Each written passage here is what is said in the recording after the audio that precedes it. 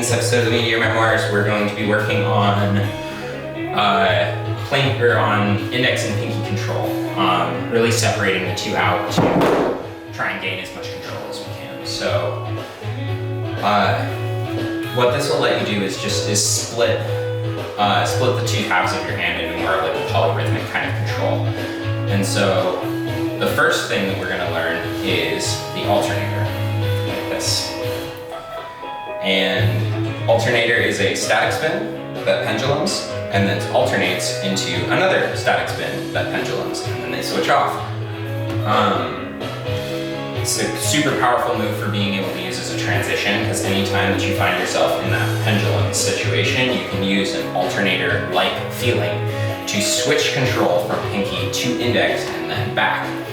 So to start, I'm going to take my meteor and turn it so that my pinky, or my thumb is facing toward my chest and my pinky is on the outside. And the first gesture is going to be getting my pinky out and over, and then to flip my hand around and stuff the pinky on the inside. Same thing will go for the index, where it's going to go the opposite direction around the circle around the static spin that I just drew, up and over and then in, and then it gets stuffed on the back side. So up and over in, up and over in. And the more that you can clean this feeling up, you'll realize that one motion is creating two things with the meteor. And so really rocking the pendulum back and forth to kind of give yourself a little bit more inertia to get the other half of the alternator started will help a lot. Remember, if you're struggling because your heads are clacking together too much, stick your index finger out just a little bit, and you'll be able to give yourself a little more room to fit the two halves past each other, right? Cool. Now, if you figured that out, then you're pretty much set to start exploring the triquetra versus pendulum. It's not necessarily that these go together insofar as that I can use the alternator to switch between them, like so. This is a bad example, but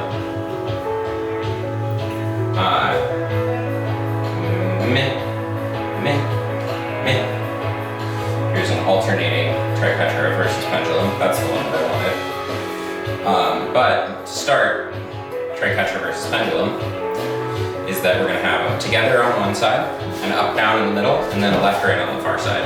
And so even though the pedal in the middle and the anti-spinning side of this is actually fairly easy, you're probably still going to clack the heads of your meteor together quite a bit. And so it's important, remember that index to get just a little bit of extra room, but then also look for this like kind of boat looking shape with the pink one, where it's more of an extension curve across the bottom and then like a linear drag across the top, right?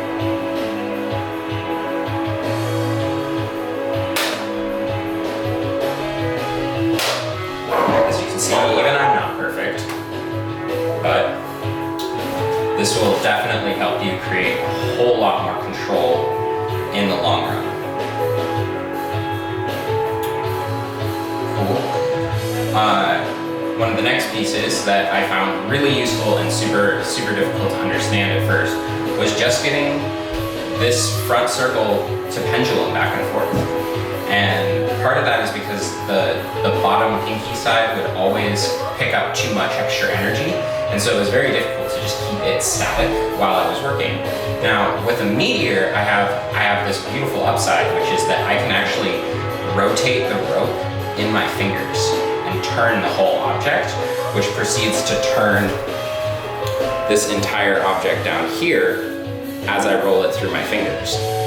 And so what I'll do is I'll turn the whole rope of the object as it comes around to take all of the energy out of the bottom of the weight.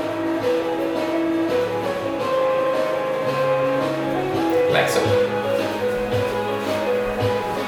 So being able to now work in this stall and pendulum kind of orientation, we could work out something like a double pendulum stall, which I find is easiest from doing a bit of a shot to get this one started and then lifting my whole hand to get the pinky side to come up on its own. So shot, lift, and you may feel like that this is like only kind of a quarter pendulum down here, but that's partly because I'm minimizing the amount of actual influence that I have on my hand. I want that first pedal to go just to get the two sides to come up.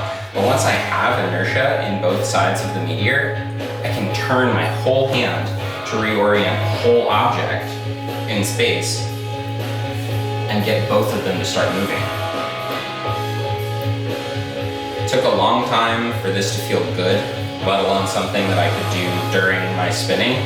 And it takes a lot to convince yourself that less energy is a better idea. Because if you have too much energy in them, it's very hard to stop a meteor. It's very hard to stop one koi when you're like spinning really fast, you're trying to make it stall out. Try doing that with both at the same time. Like trying to take a butterfly like this with a ton of energy and making both of them stop. You have to sincerely decrease the amount of energy that you're actually putting in to your props in order to make this happen.